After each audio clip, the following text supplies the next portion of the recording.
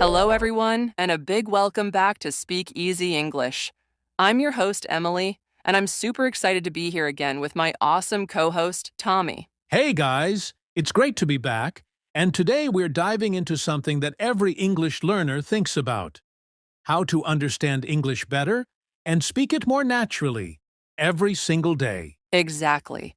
Whether you're just starting out or you've been learning for a while, we've got some really helpful tips and tricks that can make a big difference. And we'll keep it real, no boring grammar lectures, just fun, practical ideas you can actually use. So if you've ever felt stuck or like you're not improving fast enough, this episode's for you. Let's talk about how to make English part of your everyday life in a way that's fun, easy, and actually works. Grab your coffee, get comfy, and let's dive in.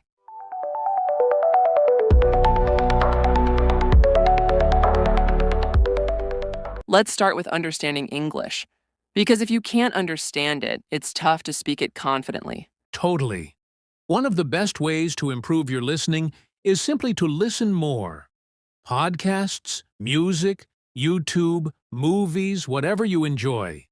The important thing is to do it often. And don't worry if you don't catch every word. Just keep listening. Your brain will start to recognize patterns and sounds, even if you don't realize it at first. Subtitles can help a lot.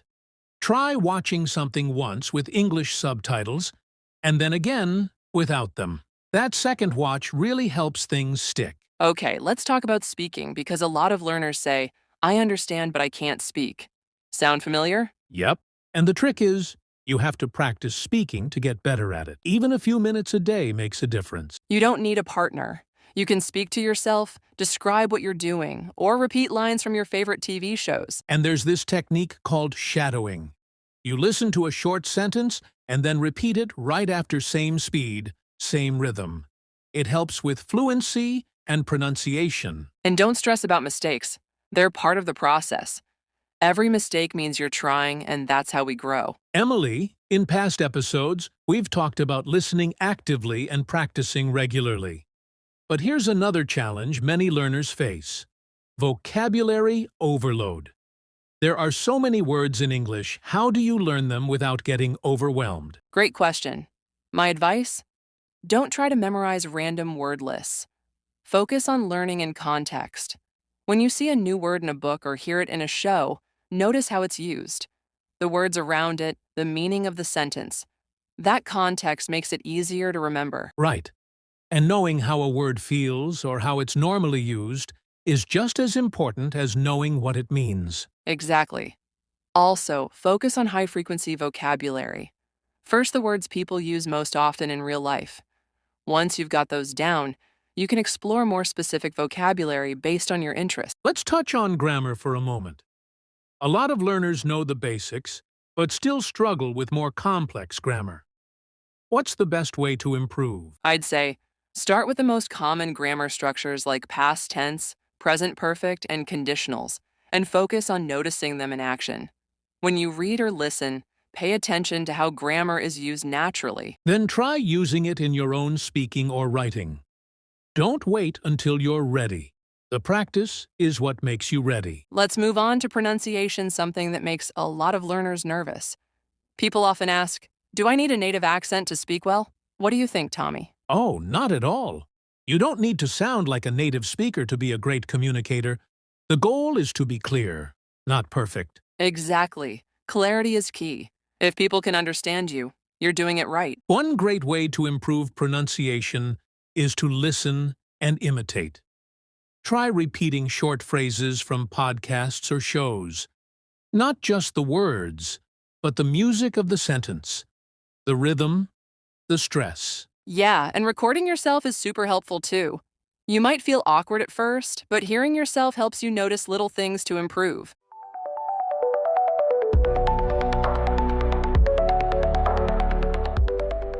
Now let's talk about something that doesn't get enough attention: confidence. A lot of learners know more English than they think, but they freeze up when it's time to speak. Totally. Confidence is like a muscle. The more you use it, the stronger it gets. So start small. Say one sentence today, 2 tomorrow. And give yourself credit for trying. You're communicating in another language. That's amazing. Also, remind yourself that people want to understand you. Most people are kind and patient. They're not judging your grammar or accent. One thing that helped me when learning another language was starting to think in it. Not all the time. Just little things like, what do I need from the store? Or, what time is it? That's a brilliant habit. Thinking in English helps you stop translating in your head. And that makes speaking way faster and more natural. Try setting aside 5 minutes a day to just think in English. It sounds simple, but it really works. Let's wrap things up with maybe the most powerful tip: consistency. A little bit of English every day beats a 3-hour study session once a week. Totally. Try building an English routine around things you already do. Listen to a podcast while you cook, switch your phone to English, read the news in English for 5 minutes. Keep it fun and mix it up. Watch a comedy one day, listen to a TED Talk the next. The more variety, the more your brain stays engaged. And celebrate your progress. Even if it's just one new word or one conversation, that's a win. Tommy, something we don't always talk about when learning English is culture. And really, language and culture go hand in hand. Oh yeah, you can say all the right words, but if you use them the wrong way socially, it might sound a little off. For example, in English-speaking cultures, people often say, "How are you?" But they don't always expect a full answer. It's just a friendly greeting. Exactly. Or think about small talk, chatting about the weather, your weekend, or even your favorite food. That's a huge part of everyday English. And learning those social habits helps you sound more natural and feel more comfortable in conversations.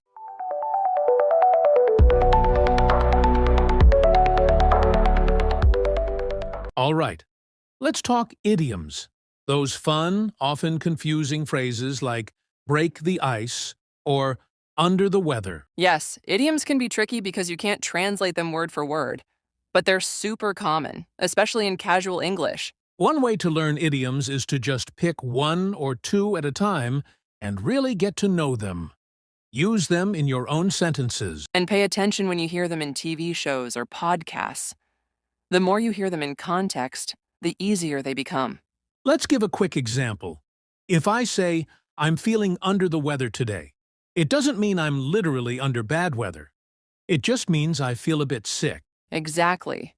Idioms are like the spices of the language. They add flavor, but they take some practice. Now, no episode would be complete without talking about some of the most common mistakes learners make, and how to fix them. Let's start with pronunciation of regular verbs in the past tense, like walked or played. A lot of learners say the ed too clearly, like walk-ed, but it's actually just walked. Yes, another classic one is mixing up say and tell. We say, he told me, but he said something.